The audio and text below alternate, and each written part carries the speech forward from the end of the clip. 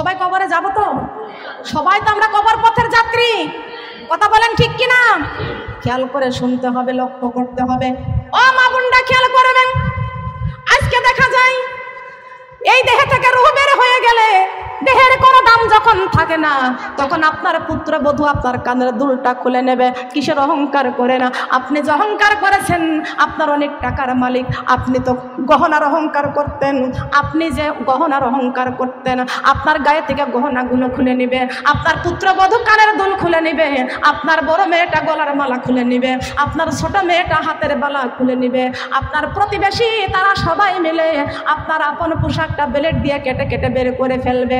আর লাল বেনারসি শাড়ি পরে আপনি কবরে যাইতে পারবেন না, দামি পোশাক নিয়ে আপনি কবরে যাইতে পারবেন না। কত বড় অহংকার আপনার জীবনে ছিল, সেই অহংকারটা আজকে দেখা যায় বাজারের মার্কেটের সাদা মার্কের থান কাপড়টা, ওই কাপড়ের কাপড় নিয়ে আপনাকে কবরে যাইতে হবে। কথা বলেন, আছে কি আছে না? কথা বলেন। স্বর্ণের গহনা নিয়ে কি কবরে যাইতে পারবেন? দামি বিছানা নিয়ে কবরে যাইতে পারবেন? আপনি দামি শাড়ির অহংকার করতেন, আপনার সঙ্গে অনেক গরিব মানুষ ভালো পোশাক পরতে পারে না, আপনি অনেক টাকা দিয়ে শাড়ি কিনেছেন, কিন্তু গরিব মানুষটার উপরে আপনি অহংকার করেছেন, ওর ভালো দামি শাড়ি নাই, আপনার দামি শাড়ি আছে। কিন্তু মনে রাখবেন, দামি শাড়ি দুনিয়ায় পরে কি করবেন? দামি শাড়ি নিয়ে যদি কবরে না যাইতে পারেন, দামি গহনা নিয়ে যদি কবরে না যাইতে পারেন, তাহলে তো ওই কবরের কোনো দাম থাকবে না। কথা বলেন ঠিক না বেঠিক? কবরের দামি হতে হলে দরকার আছে কি আছে না? কবরের দাম বাড়াই দেবেন কে? যদি আপনি কোরআন নিয়ে কবরে যাইতে পারেন, দাম দরকার আছে কি আছে না? ও আমার সোনারা, অহংকার করে কোনো লাভ নাই, দামি শাড়ির অহংকার করে কোনো লাভ নাই, দামি শাড়ি নিয়ে কবরে যাইতে পারবো না, দামি গহনার অহংকার করে কোনো লাভ নাই, দামি গহনা নিয়ে কবরে যাইতে পারবো না, দামি ঘরের অহংকার করে কোনো লাভ নাই, দামি ঘরে চিরজীবন থাকতে পারবো না। এই বাড়ি আমাদেরকে ছাড়তে হবে, এই ঘর আমাদেরকে ছাড়তে হবে, এই পৃথিবী আমাদেরকে ছাড়তে হবে, চির বিদায় নিয়ে আমাদেরকে এমন একটা জায়গায় যেতে হবে, সেই জায়গাটার নাম হলো কবর। সেই জায়গাটার নাম কি? সেই জায়গাটার নাম কি? কবর। ওই কবর ঘরে আমরা সবাই যাব তো? কারা কারা যাব? কারা কারা আমরা কবর ঘরে যাব? একটু হাত তুলে দেখানো যায় না? আমরা কোন ঘরের যাত্রী? কোন পথের যাত্রী? মৃত্যু পথের যাত্রী। আমরা সবাই মিলে কবরে যাব। কারা কারা কবরে যাব?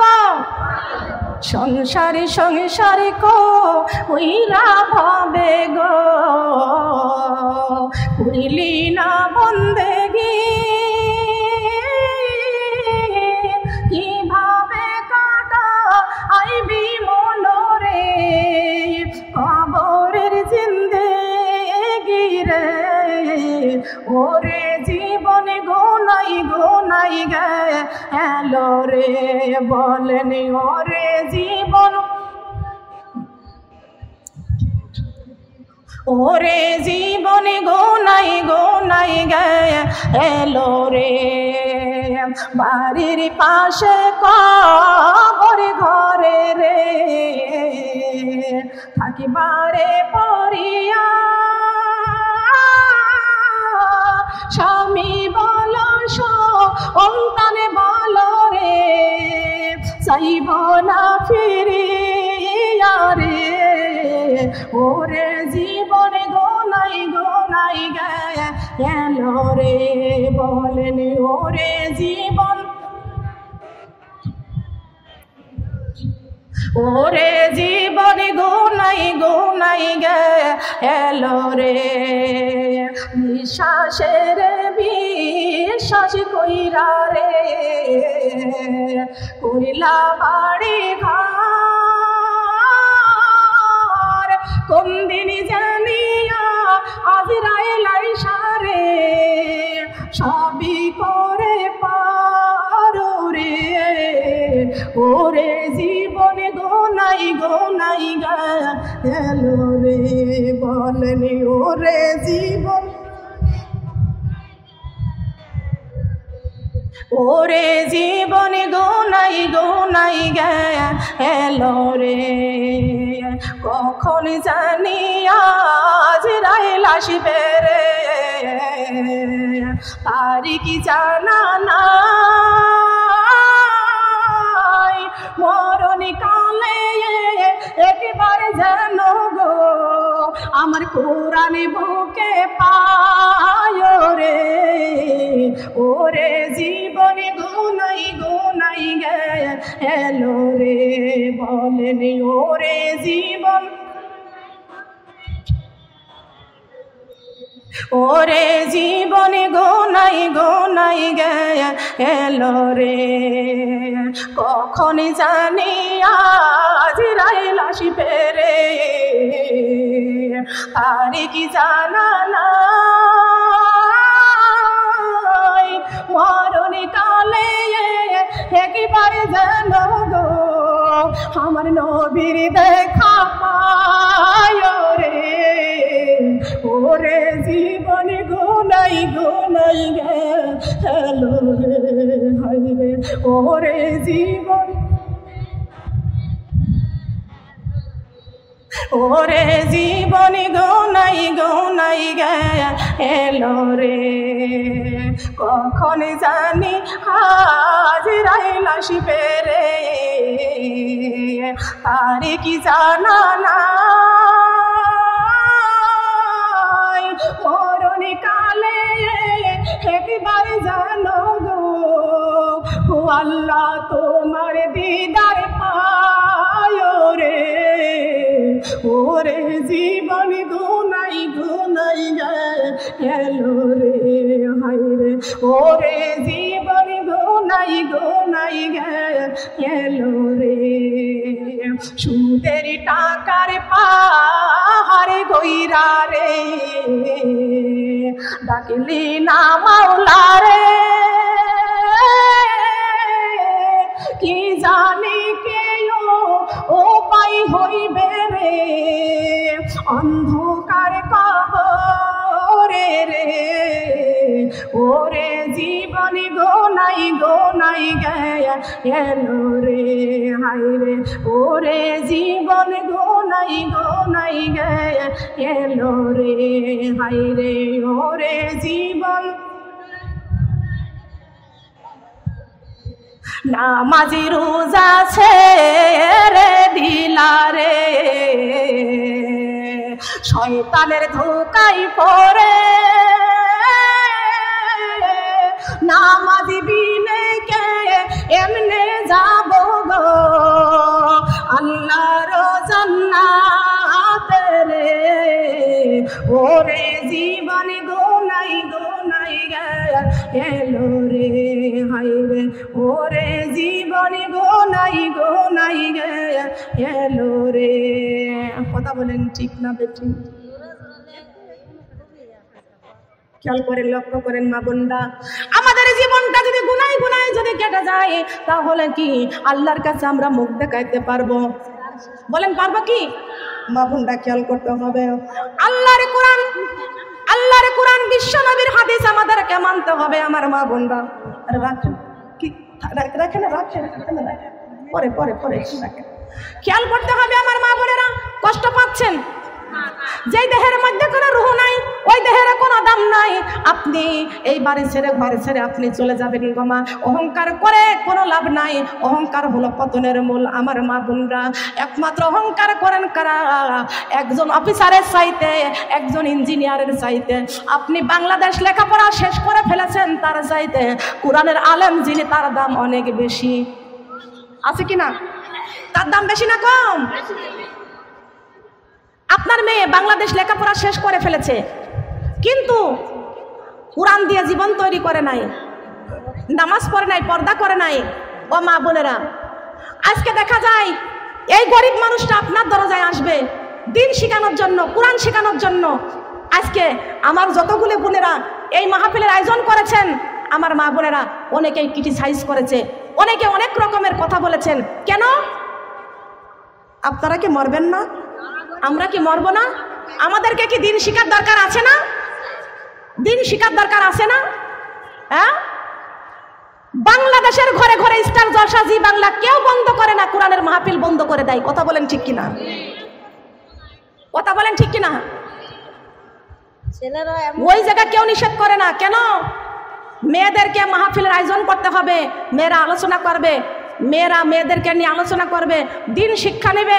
আজকে আমাদের মতো আলেমা মেয়েরা যারা কোরআনের শিক্ষা দিয়েছেন, অনেক মেয়েরা, হাজার হাজার মেয়েরা বিউটি পার্লার বন্ধ করে দিয়েছেন, স্টার জলসা জি বাংলা বন্ধ করে দিয়েছেন, আল্লাহর কোরআন বুকে করেছেন। কথা বলেন সুবহানাল্লাহ। এর জন্য কি পাপ হয়েছে? কথা বলেন, পাপ হয়েছে? আজকে যে মেয়েরা স্টার জলসা দেখতো, সেই মেয়েরা আজকে আমার ওয়াজ শুনে শুনে তারা স্টার জলসা বন্ধ করে দিয়েছে। যে মেয়েরা জিন্সের প্যান্ট পরতো, সেই মেয়েরা আজকে সবকিছু বাদ দিয়ে সুন্দর করে বুরকা করে পর্দা করতেছেন। সবাই বলেন সুবহানাল্লাহ। আমরা কি চাই আমার মা বোনরা যারা বামপন্থী তারা জাহান্নামে যাবে, যারা ডানপন্থী তারা জান্নাতে যাবে? আমরা কি ডানপন্থী হতে চাই নাকি বামপন্থী হতে চাই? এই যে আমি আমার যতগুলি আপাদের নাম বলেছি, এই যে আমার রিনা আপা, আর আমার এই যে শাহ মোহাম্মদ শাহরুল ভাই, আর এক পৃষ্ঠা উল্টে চলে গেছে, আমার মাহবুব ভাই, এই যে এই মাহফিলের আয়োজন করেছে আমার মা বোনরা, এটা কি ভালো কাজ করেছে না মন্দ কাজ করেছে? ভালো কাজ না মন্দ কাজ? ভালো কাজে আজীবন বাধা আসবে। আসবে কি আসবে না? আসবে কি? আজকে আপনি গান বাজনা করেন, আপনি জিন্সের প্যান্ট পরে চুলগুলো ছেড়ে দিয়ে রাস্তা দিয়ে হাঁটেন, আপনাকে কেউ নিষেধ করবে না। আপনি যাহা থাক আজকে থেকে একটা আমল করা শুরু করবেন, আপনার পিছনে দুশ্মনে ভরপুর হয়ে যাবে। আমলটা বলে যাব, আমলটা কি শোনেন? আপনি এই কোরআন শরীফটা বুকে করে কালকে সকাল 10টা থেকে সুন্দর করে পর্দা করে বুরকা পরে বাড়ি বাড়ি ঘুরবেন, মানুষকে নামাজের শিক্ষা দিবেন, কোরআনের শিক্ষা দিবেন, দিন শিক্ষা দিবেন। আপনাকে ক্রিটিসাইজ করে বলবো, ওই দেখো হুজুর যাচ্ছে, বল কিনা, বলবে কিনা, ওই দেখো হুজুর যাইতেছে। আবার নামাজের কথা বলতে গেলে বলে কি, হ্যাঁ বড় নামাজি, তোমরা নামাজ পড়ে পড়ে জান্নাতে যাবা, আমাদেরকে একটু নিয়ে যাবা, আমাদেরকে একটু নিয়ে যাবা। মা বোনেরা, আল্লাহ কোরআনে কারিমের মধ্যে ঘোষণা করেছেন, ফাদখুলি ফি ইবাদি ওয়াদখুলি জান্নাতি। জান্নাত কার কাছে বলেন? আল্লাহর কাছ থেকে জান্নাত ক্রয় করতে হলে আপনার ইবাদতের বিনিময়, তারপরে আল্লাহর কাছ থেকে জান্নাত ক্রয় করতে হবে। সবাই বলেন সুবহানাল্লাহ। ইবাদত করব কার? আল্লাহর ইবাদত করলেই তো আল্লাহ জান্নাত দিবেন নাকি? ইবাদত না করলে কি জান্নাত পাওয়া যাবে? কথা বলেন, জান্নাত পাওয়া যাবে? আমার মা বোনরা অনেক ইবাদত করে, কিন্তু ইবাদত ধরে রাখতে পারে না। কারা পারে না? খেয়াল করে শুনিয়া রাখেন।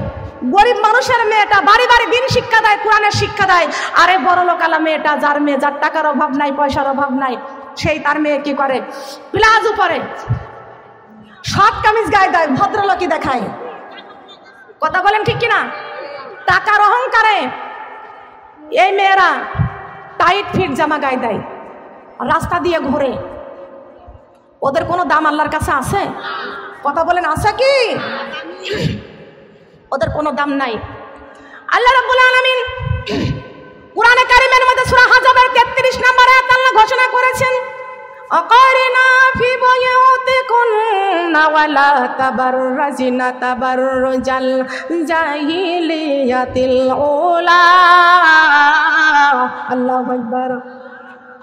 আল্লাহ রাব্বুল আলামিন এই কোরআনে কারীমের মধ্যে সূরা হাজাবের 33 নম্বর আয়াতে আল্লাহ ঘোষণা করেছেন, হে মুসলমানদের মেয়েরা, খবরদার বিধর্মীর মেয়েদের মতো রাস্তায় তোমরা বেপরদায়, বিধর্মীর মেয়েদের মতো তোমাদের রূপ চেহারা প্রদর্শন করে রাস্তায় ঘুরিও না।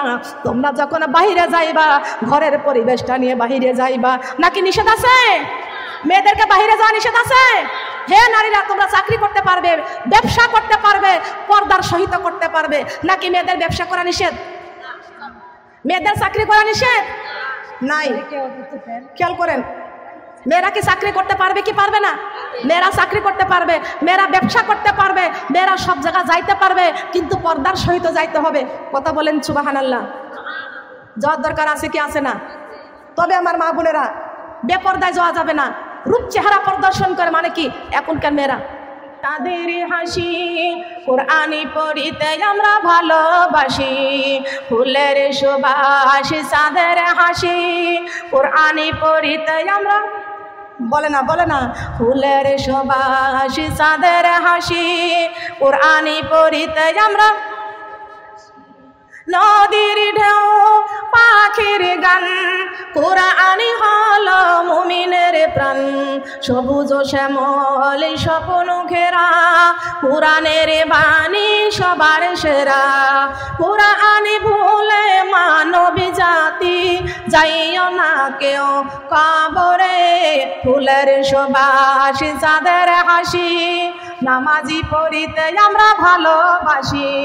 ফুলের সুবাস চাঁদের হাসি, নামাজি পড়িতে আমরা ভালোবাসেন। কারা কারা ভালোবাসেন?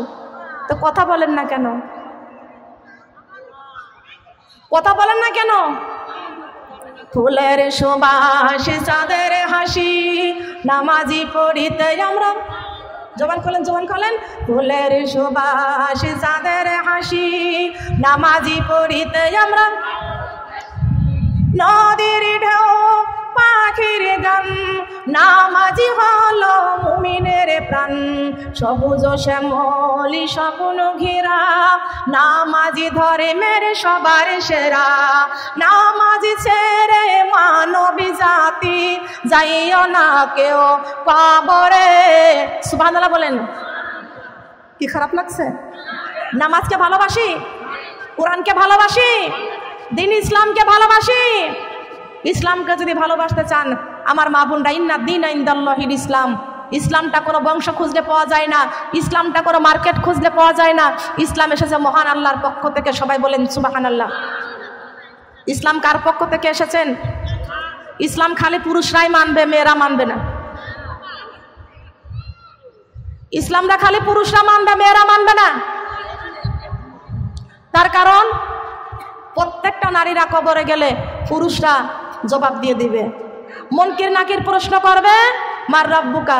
স্বামীরা কবরের পাশে থেকে বলবে, উত্তর দিয়ে দেবে। দিবে? দিবে কি? স্বামী কি স্ত্রীর কবরে যাবে? স্ত্রী স্বামীর কবরে যাবে? সন্তান পিতামাতার কবরে যাবে? পিতামাতা সন্তানের কবরে যাবে? পৃথিবীতে যে যত বড় আপনজন হোক না কেন, কবরে কেউ সঙ্গিনী হবে না। যার যার কবরের হিসাব তার দেওয়া লাগবে। কথা বলেন ঠিক না বেঠি?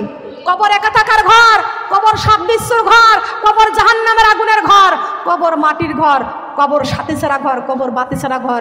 ওই কবর ঘরে যাইতে হলে আমার মা বোনরা, আল্লাহ বলেছেন বাতি নিয়ে কবরে যাও। সেই বাতি হলো আমাদের পবিত্র আল কোরআন নিয়ে আমাদের কবরে যাইতে হবে। বলেন সুবহানাল্লাহ। কোরআন হলো মিনাজ জুলুমাতিল নূর। কোরআনের একটি নাম হলো নূর। এই নূর নামের কোরআনটা নিয়ে যদি কবরে যাইতে পারি, কবর হয়ে যাবে আলোকিত। সবাই বলেন সুবহানাল্লাহ। মা বোনরা কষ্ট পাচ্ছেন? কষ্ট লাগতেছে? খেয়াল করে শুনতে হবে। এই দুনিয়াটা হলো ক্ষণস্থায়ী, কবর হলো চিরস্থায়ী। এই কবরে আমাদেরকে সবাইকে যেতে হবে। তবে আমার মা বোনরা, পায়ের তোরা হাতের বালা যদি থাকে, গলায় শোনাচ্ছেন, আল্লাহর কোরআনের রাস্তায় দান করে যাবেন, আল্লাহর কাছে জান্নাত পাবেন। জান্নাত দেওয়ার মালিককে কথা বলেন ঠিক না বেঠিক? আমি কোরআন থেকে আলোচনা করতেছি।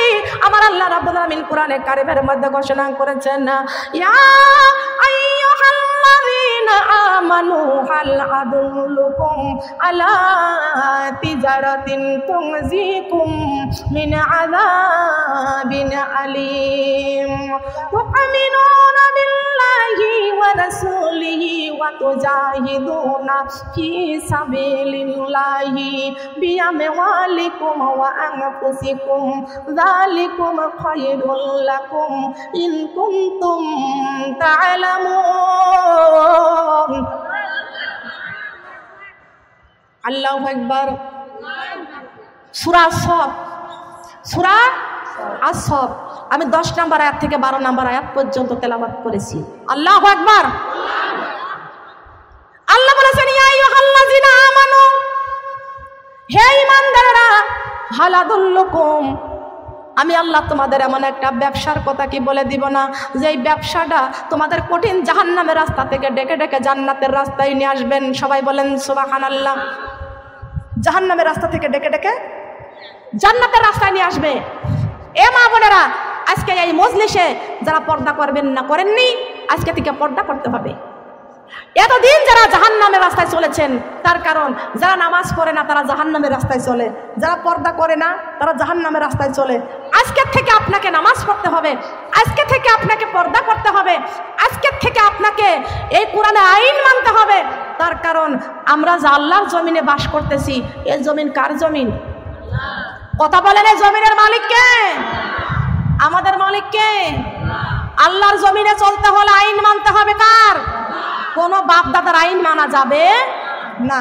আমরা একমাত্র আল্লাহর আইন আমাদেরকে মানতে হবে, একমাত্র আল্লাহর কাছে মাথা নত করতে হবে। ইন্নী ওয়াজ্জাহতু ওয়াজহিয়া লিল্লাযী ফাতারাস সামাওয়াতি ওয়াল আরদা হানিফা ওয়া মা আনা মিনাল মুশরিকিন। ও আল্লাহ, আমার ডাইনে বেহেশত, আমার বামে দুজক, পিছনে মালাকুল মউত, সামনে আল্লাহ, এক আল্লাহ লা শারীকা লা, ওয়া মা আনা মিনাল মুশরিকিন। ও আল্লাহ, আমি দুনিয়ার কোনো মুশরিকের গোলাম না, আমি একমাত্র তোমার গোলাম। এ চেয়ারম্যানের মা আপনি আছেন এখানে? এ মন্ত্রীর মা আপনি আছেন এখানে? এমপির মা এখানে আছেন? কোন এমপি মন্ত্রীর গোলামি করলে জান্নাতে যাইতে পারবেন না, একমাত্র আল্লাহর গোলামি করবেন। আমরা কার গোলাম? কথা বলেন, কার গোলাম? আল্লাহর গোলামি করবেন। একজন ভিক্ষুক ভিক্ষা করে, সারা অলগ্রাম গ্রাম মিলে ভিক্ষা করে, খেয়াল করতে হবে, প্রত্যেকটা গ্রামে ভিক্ষা করে। বাড়ি যা বিবির কাছে বলতেছেন, বিবি রে, সারাটা গ্রাম তন্ন তন্ন করেছি রে বিবি, মাত্র আধা কেজি চাউল পেয়েছি। এ বিবি, আধা কেজি চাউল পেয়েছি, এটা দিয়ে তো সংসার চলবে না রে বিবি, একবার খাইলে, একবার রান্না করলে তো সন্তানদের পেট ভরবে না, কি করতে পারি? এক মুষ্টি ভিক্ষা দেয়, কিন্তু আমি তো হেঁটে হেঁটে আর হাঁটতে পারি না, আমার শরীরে বল নাই, আমার কোনো শক্তি নাই, করতে পারি না। বিবি বলতেছে, স্বামী গো, আপনাকে আমি একটা ভালো পরামর্শ দিই। বলে, পরামর্শটা কি? বলে, অমুক গ্রামে একজন রাজা আছে, একজন রাজা আছে, একজন বাদশা আছে। স্বামী গো, আমি আপনার কাছে বলতেছি, ওই বাদশার বাড়িতে যায়া, ওই রাজার বাড়ি যাইয়া একদিন যদি আপনি ভিক্ষা করতে পারেন, 6 মাসের মধ্যে আপনারে আর ভিক্ষা করা লাগবে না। 6 মাসের মধ্যে? কয় মাসের মধ্যে? 6 মাসের মধ্যে আর ভিক্ষা করা লাগবে না, খালি কষ্ট করে একটু যাবেন। এইবার ভিক্ষুক স্বামী বলতেছেন, বিবি বড় একটা কিছু আমারে দাও। বিবি বলতেছেন, বড় কিছু দেওয়া লাগবে না, রাজা মশাই তোমারে যখন দিবে, অনেক কিছু তার বস্ত্র তার কাছে আছে, সেটা তোমারে দিবে, তুমি এবার সেই রাজার বাড়িতে চলে যাও ভিক্ষা করার জন্য। এবার ভিক্ষুক সেই রাজার বাড়িতে চলে গেছে। রাজার বাড়িতে 9টা দরজা, 9টা গেট, 9টা গেটের মধ্যে 9টা প্রহরী রেখে দিয়েছে। ও আমার জয়পুর হাটবাসীর মা বোনরা, ভালো করে কান লাগাবেন, খেয়াল করে শুনবেন। ওই ফকির সে রাজার বাড়িতে গেছে, যাবার পরে দেখতে পাইছে 9টা গেট, 9টা গেট, 9টা গেটের মধ্যে 9টা প্রহরী সেখানে দাঁড়িয়ে আছে। এবার 9টা গেট কেমন করে খুলবে চিন্তা করতে লাগলো। আমি তো ফকির, এই রাজা মশার আপন কেউ না হওয়া পর্যন্ত, আপনজন না হলে তো গেট খোলা যাবে? কথা বলেন, যাবে কি? আপনজন ছাড়া তো গেট খোলা যাবে না, আমি কোন পরিচয় দিব? এবার ফকির কি করলেন? এবার সেই গেটের দারোয়ানের কাছে অনয় বিনয় করতে লাগলেন। বলে, ও দারোয়ান ভাই, মেহেরবানি করে এই গেটটা একটু খুলে দেন, একটু গেটটা খুলে দেন। দারোয়ান বলতেছে, ভাই গেটটা যদি খুলে দিই, রাজা মশাই আমারে মেরে ফেলবে, আমার তো চাকরি যাবেই, আমার জীবনটাও শেষ হয়ে যাবে, আমি আপনার জন্য এই গেটটা আমি খুলতে পারবো না। কিন্তু এই ফকির যখন দারোয়ান যখন গেটটা না খুলছে, ফকির হইয়া দারোয়ানের 2টা পা জড়াইয়া ধরেছে। দারোয়ান ভাই, তোমার 2টা পায়ে পড়ি, আমার পরিবার আজ 3টা দিন কোনো কিছু খায় না, 3টা দিন আমার পরিবার না খেয়ে আছে, আপনার পায়ে ধরেছি ফকির। দারোয়ান ভাই, মেহেরবানি করে আমার গেটটা একটু খুলে দেন। এবার গেটের দারোয়ানের দিলটা একটু নরম হয়ে গেছে, ফকিরের অনয় বিনয় কান্না দেখে এবার দারোয়ানের চোখ দিয়ে পানি পড়তেছে, দারোয়ানের দিলটা একটু নরম হয়ে গেছে। ফকিরকে ডাক দেয়া বলতেছেন, ভাই ফকির রে, তুমি যে আমার পাও জড়াইয়া ধরতেছ রে ফকির ভাই, আমি কেমন করে তোমার এই দরজাটা খুলে দিব, গেটটা আমি খুলে দিব? ও ফকির ভাই, তোমার এই একটা গেট যদি আমি খুলে দিই, একটা গেট তো নয়, আরো 8টা গেট আছে, তুমি কেমন করে খুলবে?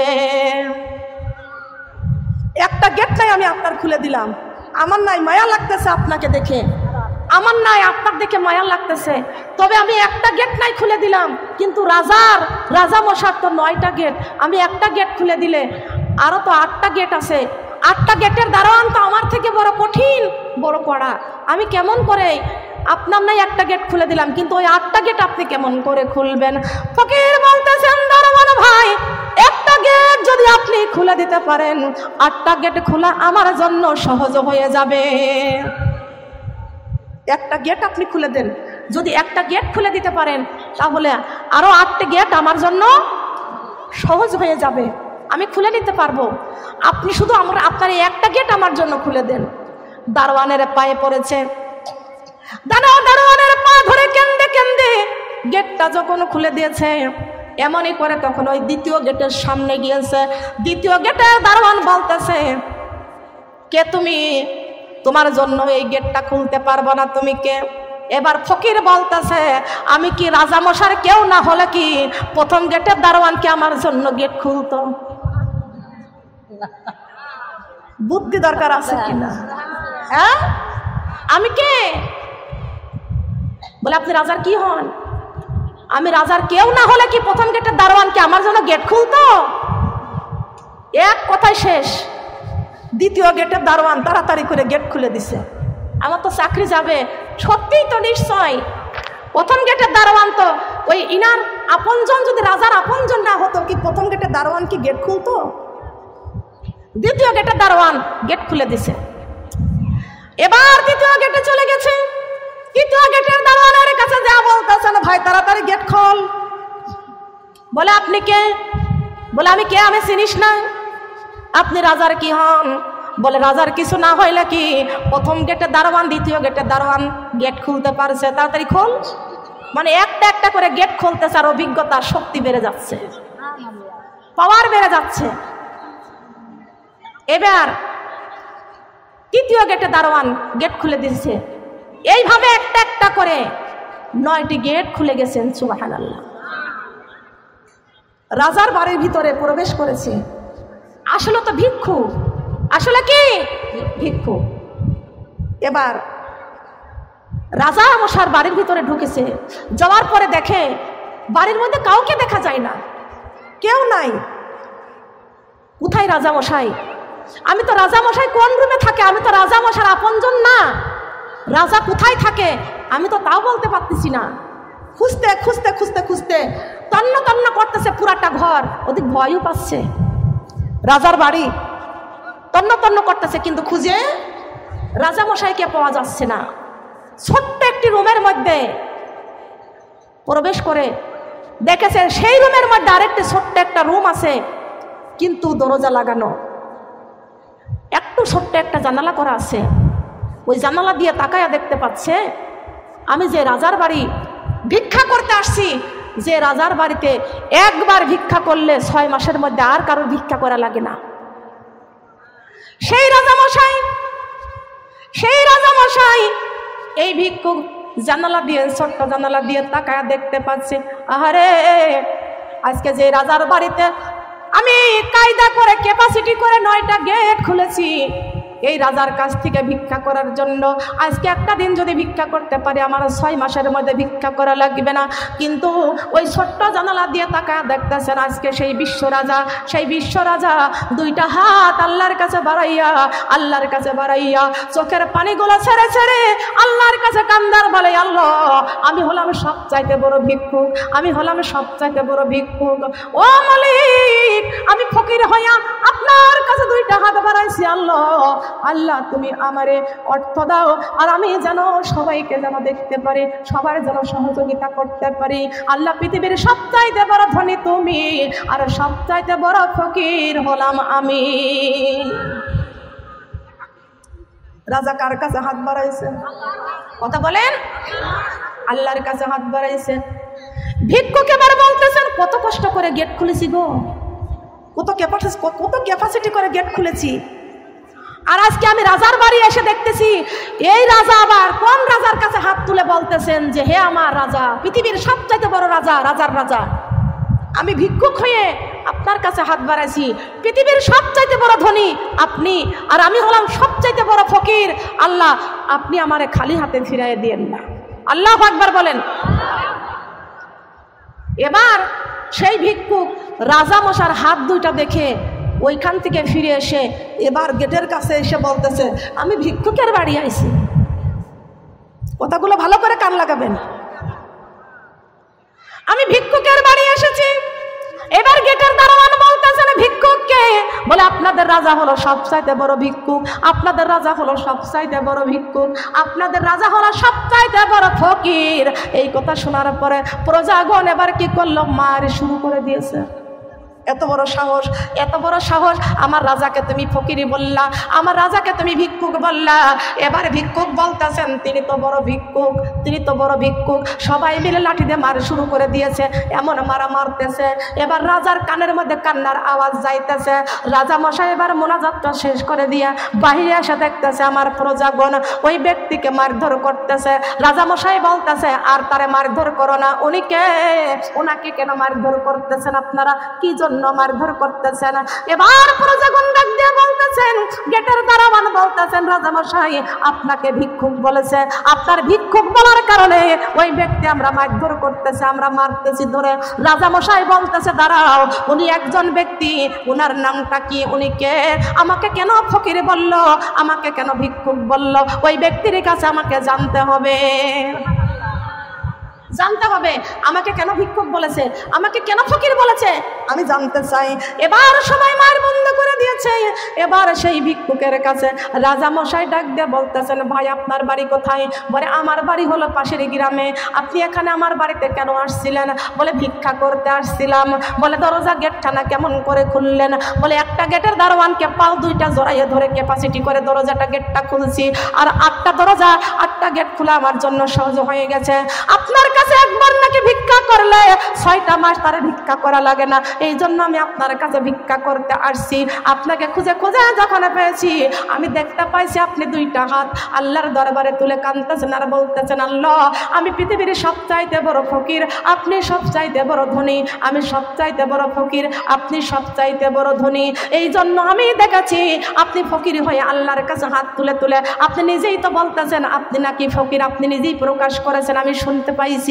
এই জন্য আল্লাহর কাছে যিনি হাত তুলে তুলে এই রাজা মশাই কাঁদতেছেন, তিনি চোখের পানিগুলো ছেড়ে ছেড়ে দিয়ে কাঁদতেছেন আর বলতেছেন, ফকির রে, তুমি আমার কাছে একটাবার ভিক্ষার জন্য আসছো, আমার কাছে একবার ভিক্ষা করলে 6টা মাস আর ভিক্ষা করা লাগে না। এ ফকির, তুমি যখন ঠিকই দেখছ আমার আল্লাহ হলো পৃথিবীর সবচাইতে বড় ধনী, আমার আল্লাহ হলেন পৃথিবীর সবচাইতে বড় ধনী, ওই আল্লাহর কাছে যখন আমি নামাজ পড়ে পড়ে হাত বাড়াইয়া দিই, আর পৃথিবীতে যেমন আমি যেমন একজন রাজা মশাই, আমি আমার যত প্রজাগণ আছে, আমার গ্রামের মানুষগুলো আছে, এটা আমার কোনো কথা নয়। আল্লাহ রাব্বুল আলামিন কোরআনে কারিমের মধ্যে ঘোষণা করে দিয়েছেন, আর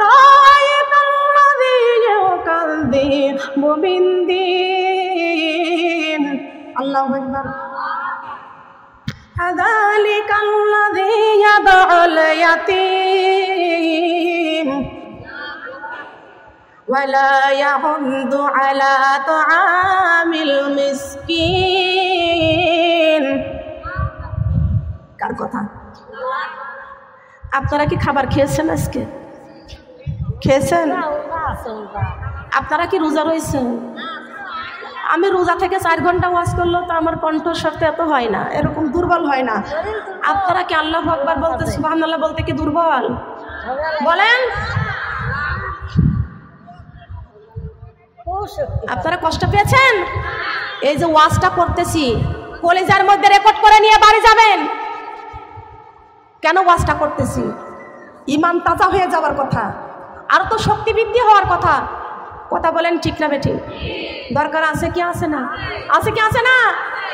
ওরে মনি রে, কুরআনে বলে যাইও না কবরে, ওরে মনি রে, কুরআনে বলে যাইও, ওরে মনি রে, কুরআনে বলে যাইও না কবরে, কোরআন ভুলে কি কবরে যাওয়া যাবে?